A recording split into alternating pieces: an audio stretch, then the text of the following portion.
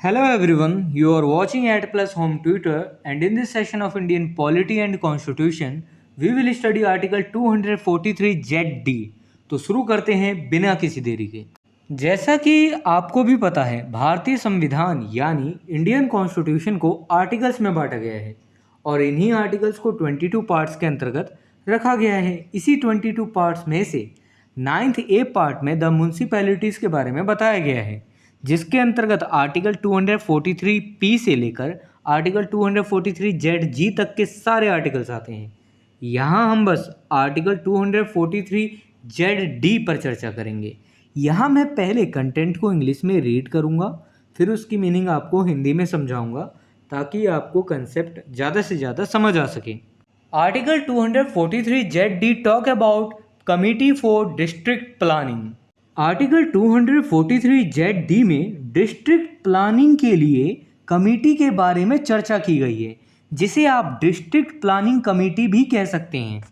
Article 243 Z D clause first, there shall be constituted in every state at the district level a district planning committee to consolidate the plans prepared by the panchayats and the municipalities in the district and to prepare a draft development plan for the district as a whole।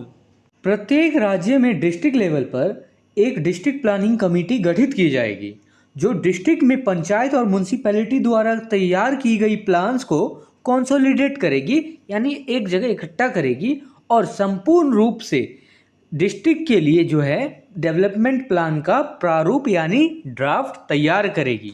देखिए यहाँ पे इतना कहा गया है, हर एक राज्य में जो है डिस्ट्रिक्ट लेवल पर जो है एक डिस्ट्रिक्ट प्लानिंग कमेटी बनाई जाएगी, गठित की जाएगी, और जो डिस्ट्रिक्ट में पंचायत और म्यूनसिपैलिटी द्वारा तैयार की गई जो प्लान्स हैं उनको एक जगह पर वो क्या करेगी, कंसोलिडेट करेगी दोनों के प्लान्स को। अब दोनों के प्लान्स को एक जगह इकट्ठा कर लिया, देखा कि कौन से प्लान कैसे कैसे हैं, तो उन प्लान्स के बेसिस पर ही संपूर्ण रूप से डिस्ट्रिक्ट के लिए डेवलपमेंट प्लान का प्रारूप यानी ड्राफ्ट तैयार करेगी।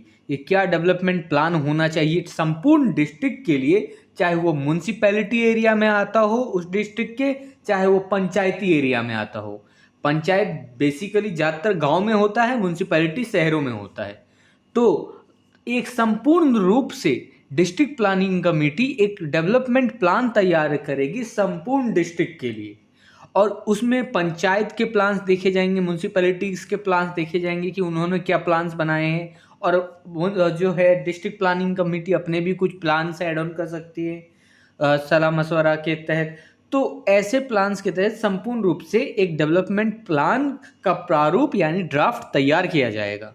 Article 243 Z D clause second, The legislature of a state may by law make provision with respect to, किसी स्टेट का लेजिस्लेचर कानून द्वारा इस क्लॉज में बताए गए पॉइंट्स के संबंध में प्रोविजंस कर सकेगा। Point number A, the composition of the district planning committees, किसी स्टेट का लेजिस्लेचर कानून द्वारा डिस्ट्रिक्ट प्लानिंग कमिटीज की संरचना के संबंध में प्रोविजंस बना सकेगा। ये कौन कौन से लोग होंगे डिस्ट्रिक्ट प्लानिंग कमेटी में, तो किस किस तरीके से कार्य चलेगा, संरचना मतलब किस तरीके से रहेगा पूरा डिस्ट्रिक्ट प्लानिंग कमेटी का संरचना, इंग्लिश में उसे कहते हैं कंपोजिशन, किस किस तरीके से प्रोसेस कैसे रहेगा, तो इन सब के संबंध में प्रोविजंस बना सकता है स्टेट का लेजिस्लेचर कानून द्वारा। Point number B, the manner in which the seats in such committees shall be filled provided that not less than 4/5 of the total number of members of such committee shall be elected by and from amongst the elected members of the panchayat at the district level and of the municipalities in the district in proportion to the ratio between the population of the rural areas and the of the urban areas in the district।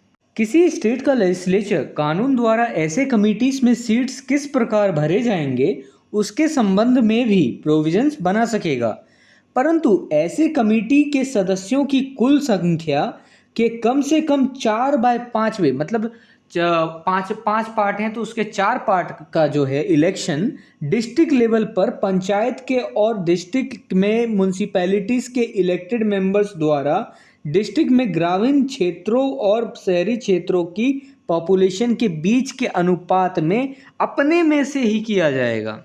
देखिए ये जो clause second का point B है, इसमें बस इतना ही कहा गया है कि जो डिस्ट्रिक्ट प्लानिंग कमेटी होती है उनके सीट्स किस प्रकार से भरे जाएंगे उसके संबंध में जो है स्टेट का लेजिस्लेचर कानून द्वारा प्रोविजंस बना सकता है।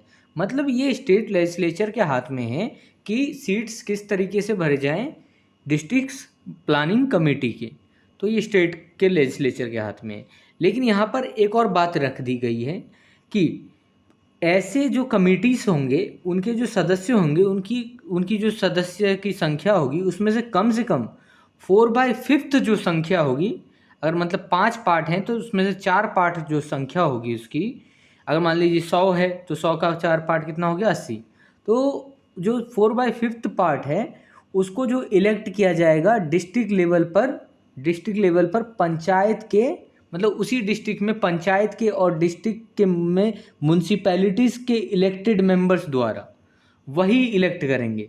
और ये पंचायत के और म्यूनसिपैलिटीज़ के मेंबर इलेक्ट करेंगे अपने में से ही इलेक्ट करेंगे, ये नहीं कि किसी और को इलेक्ट करेंगे, अपने में से ही जो है कुछ मेंबर्स को इलेक्ट करेंगे डिस्ट्रिक्ट प्लानिंग कमेटी के लिए। और इनका अनुपात किस तरीके से होगा? इनका अनुपात इस तरीके से होगा, जो भी उस डिस्ट्रिक्ट में ग्रामीण क्षेत्रों यानी पंचायत और शहरी क्षेत्रों यानी म्यूनसिपैलिटी की पॉपुलेशन के बीच का जो अनुपात है उसी के अनुपात में जो है वो मेंबर इलेक्ट करेंगे। पंचायत भी अपने मेंबर और म्यूनसिपैलिटीज़ भी अपने अपने मेंबर्स चुन करके डिस्ट्रिक्ट प्लानिंग कमेटी में भेज सकती है। तो अब 4/5 मेंबर्स तो यहाँ पे मिल गए इस आर्टिकल के तहत। अब बाकी का 1/5 कहाँ गया, ये तो समझने वाली बात है। तो 1/5 स्टेट लेजिस्लेचर के हाथ में है, वो किस तरीके से उनकी सीट्स को फिल करवाए। क्लॉज सेकेंड का point number C, the functions relating to district planning which may be assigned to such committees. किसी स्टेट का लेजिस्लेचर कानून द्वारा डिस्ट्रिक्ट प्लानिंग से संबंधित कार्य जो ऐसी कमिटीज को सौंपे जा सकेंगे उसके संबंध में भी प्रोविजंस बना सकेगा। Clause second point number D, the manner in which the chairpersons of such committees shall be chosen. किसी स्टेट का लेजिस्लेचर कानून द्वारा उन रीति यानी मैनर जिससे ऐसे कमिटीज के चेयरपर्सन्स यानी अध्यक्षों को चुना जाएगा उसके संबंध में भी प्रोविजंस बना सकेगा। Article 243 ZD clause third, every district planning committee shall in preparing the draft development plan, point number A, have regard to। प्रत्येक district planning committee development plan का ड्राफ्ट तैयार करते समय इस क्लॉज के पॉइंट ए में बताए गए कुछ बातों का ध्यान रखेगी। पॉइंट नंबर ए के अंतर्गत जो पहली बात बताई गई है उसमें कहा गया है matters of common interest between the panchayat and the municipalities including spatial planning, sharing of water and other physical and natural resources, the integrated development of infrastructure and environmental conservation।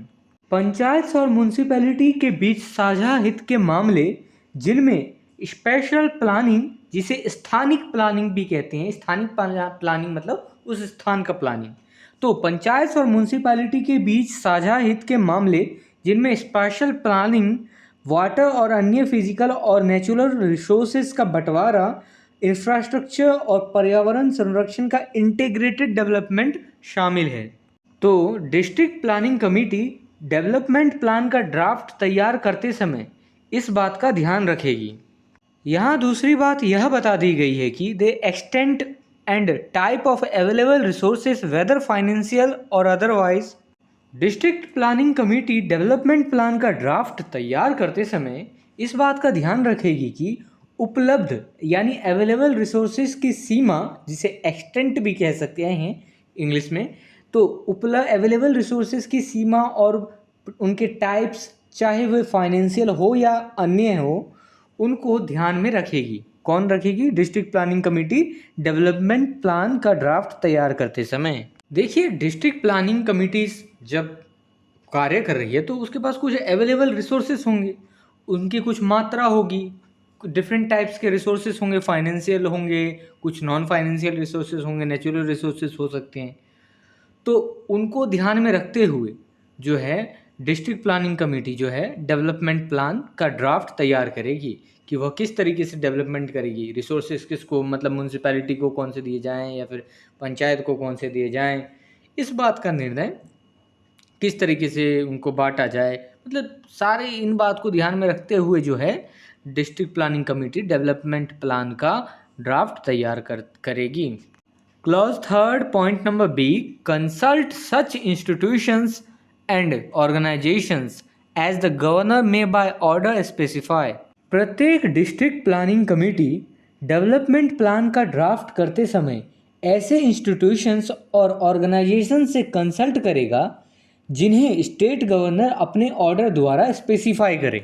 देखिए, अगर स्टेट का गवर्नर डिस्ट्रिक्ट प्लानिंग कमेटी को development plans का draft करते समय यह कह देता है कि आपको जो ये डेवलपमेंट प्लान बना रहे हो उससे पहले आप इन इंस्टीट्यूशंस और ऑर्गेनाइजेशन से कंसल्ट कर लो, और उसको स्पेसिफाई ऑर्डर दे देता है ये और स्पेसिफाई कर देता है इन इंस्टीट्यूशंस और ऑर्गेनाइजेशन के नाम, तो उनसे कंसल्ट करना पड़ेगा डिस्ट्रिक्ट प्लानिंग कमेटी को डेवलपमेंट प्लान्स और का ड्राफ्ट तैयार करने के लिए। तो ये ज़रूरी है, इसमें यही बताया गया है। Article 243 Z D clause fourth, the chairperson of every district planning committee shall forward the development plan as recommended by such committee to the government of the state।